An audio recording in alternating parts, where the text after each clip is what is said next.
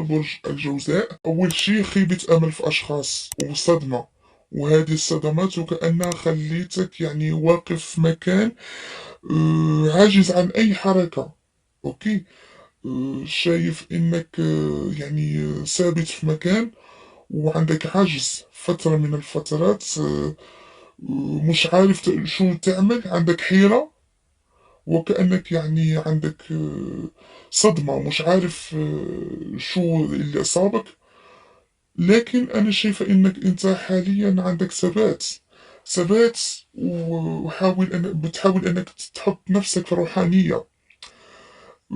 عندك بتسعى لبناء نفسك وذاتك من جديد.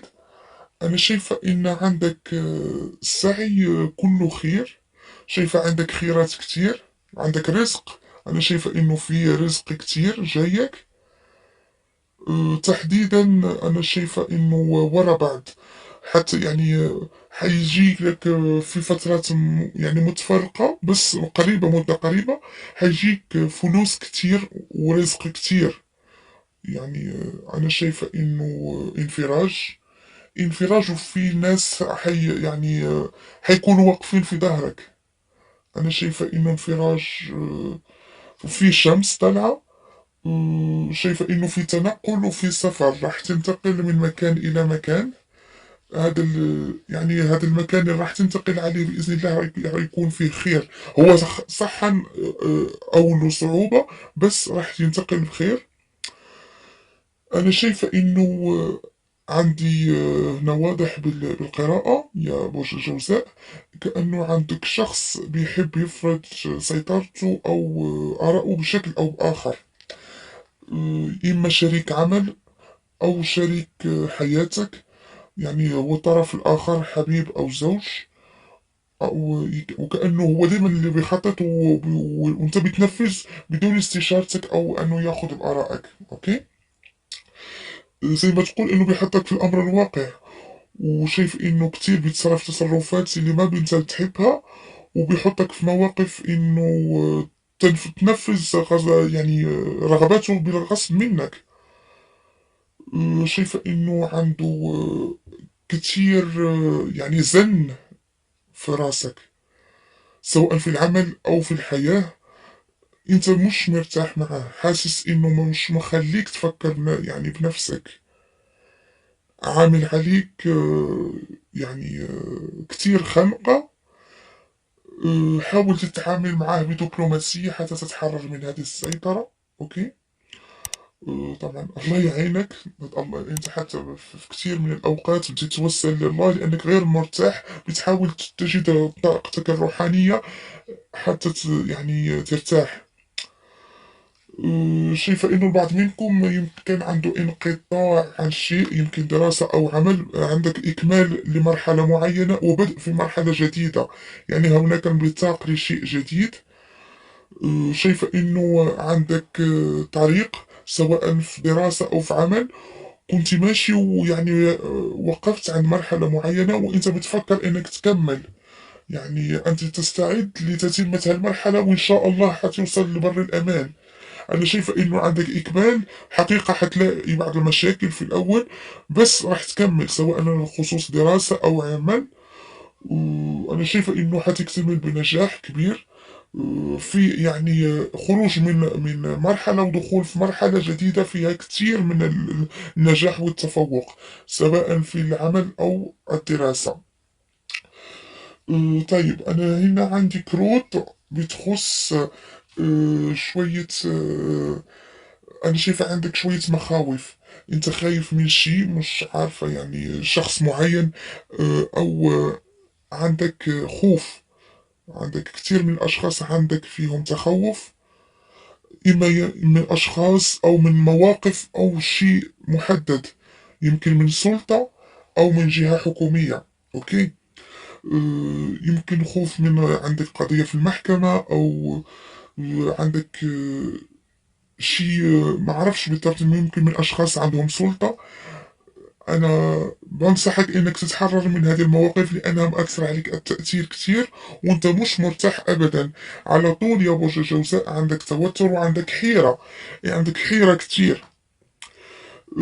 انا بنصحك ما تفكر كتير، يعني واللي مخبيهولك القدر راح تصادفه. اوكي. بالنسبة لي البعض منكم عنده جروح، هربان بجروحه. اوكي. أنا بتكلم هنا عن الجوزاء المنفصلين.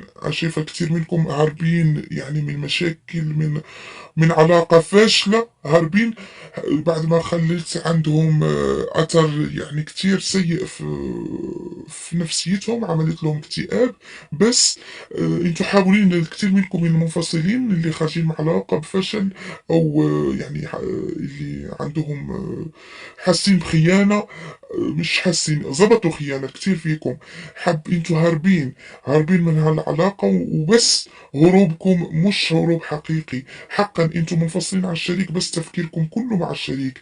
انتوا سيف يعني الخيانة او الغدر مغروس في قلبكم، وحابين يعني تروحوا تشوفوا حياتكم، بس دايما بتشوفوا وراكم، بتفكروا في هالغدار، الشريك اللي يعني اللي عمل فيكم شيء مش ولا بد، اللي ضربكم برصاصة في الظهر، بس انتم مش قادرين تنسوه.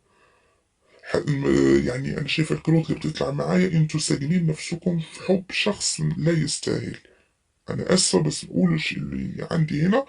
هذا الشخص اللي انتوا حاطين نفسكم في حبه هو ما بيستاهل، شخص غدار وخائن. انا بتكلم هنا عن الجوزاء المنفصلين. هذا الانفصال حتى يعني شايف كثير منكم بيشوفوا ورا ظهره، بس أنا بنصحكم شوفوا للأمام، شوفوا للمستقبل، ابحثوا عن شريك آخر. لا داعي للنبش في الماضي، فالماضي لن يعيد فقط الجراح. يعني الماضي ما سهام الماضي راح تتبعكم كل ما شفتوا لوراه. اوكي.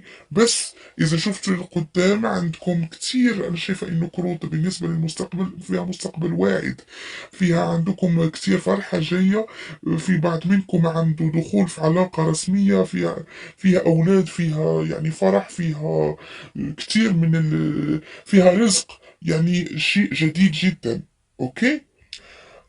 بقول بعيد يا بوش الجوزاء، لا داعي للنبش في الماضي، فالماضي يعني فيه فقط الجراح، لا داعي. طيب حنشوف بالنسبة للناس اللي حابين يعرفوا مشاعر، اللي أنا ما بتكلم هنا عن اللي مش منفصلين، يعني اللي في علاقة. حنشوف مشاعر الشريك وشو حيقولنا الكارت. حنشوف بالنسبة للناس اللي مرتبطين الحين.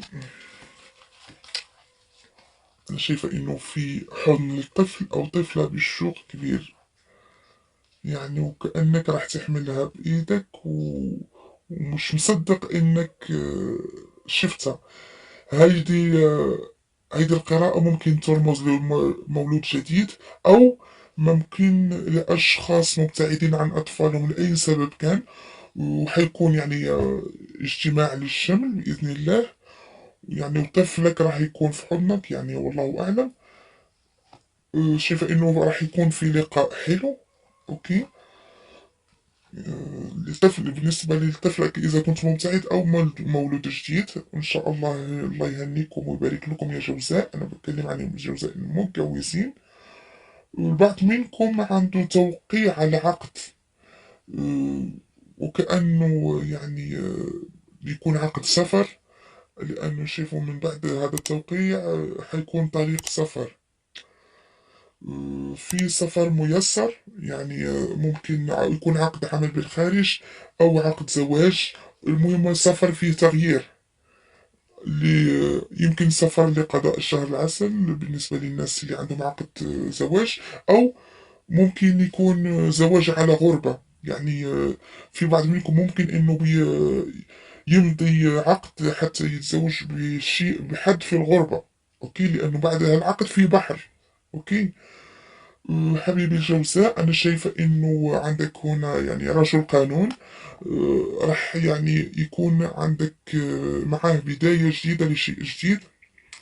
هذه البداية كأنه ورق تعويض حيوصل لك عن خسارة أو عن معرفش بالضبط. يعني هو تعويض، ممكن خسارة، مش يمكن عن انفصال أو عن بس أنا شايفة إنه في بداية جديدة. أوكي، ممكن إنك تكون خسرت مال أو عندك تعويض لهذا المال إن شاء الله. المهم كأن عندك حتحصل على يعني وثيقة حيكون وراها رزق. أوكي. الكثير منكم شايفة إنه خد قرار، وإن شاء الله هتكون فيه بداية سعيدة وفيها خير، ويعني بداية جديدة وسعيدة يا جوزاء. أوكي. شايفة إنه البعض منكم عنده عيون مراقبة، يعني بتراقبهم، بس مراقبة شخص بيحبك، يعني بحب، مش يعني شر. ممكن هذا الشخص بينكم بلوك حاليا، لكن هذا الشخص يحبك ويراقبك بشغف. أوكي. هذا الشخص حيحاول يتصل فيك بطريقة أخرى، يعني إذا كنت عامل له بلوك أو مش حابب تشوفه، راح تتواصل باتصال مفاجئ من هذا الشخص حتى يأكد لك حبه. هذا الشخص ممكن عندك، أنا ما أتكلمش عن شريك، هذا الشخص ممكن هو حد من العيلة أو حد يعني من أصدقاء، حصل بينك وبينه مشكل، هو حابب إنه يصلح المشكل وحابب يبين حسن نيته اتجاهك. بس انت حاسه انه مش حابب انك رافض رافض هذا الاعتذار. اوكي. الله يهدي النفوس. انا شايف انه هذا الشخص اذا مد لك ايده، حاول انك تقبل اعتذاره، وحاول انك يعني انه شخص بيحبك كتير. اوكي. من الناحية المادية أنا شايف إنه الكثير منكم مر بظروف مادية كتير قاسية في هالفترة، بس هيدي فترة فقط، فترة عندها فترة زي ما نقول جسر حتى تفوتوا لازدهار مادي. شايفة في هذه المدة عندكم كتير نجاحات مادية. فيما يخص البعض منكم عنده في يعني علاوة أو ربح لشيء، أو حي يبيع شيء عنده قيمة، ويعني أو عنده شيء باعه من قبل بس لسه ما خدش فلوسه. في فلوس يعني في الأفق جاية، انتم بتشوفوها، هي فلوس انتم عارفينها انها حتيجي بس لسه ما طلتوهاش، هي حتاخد شوية وقت بس حتحضروها، وحتكون عندها قيمة مادية كتير كبيرة.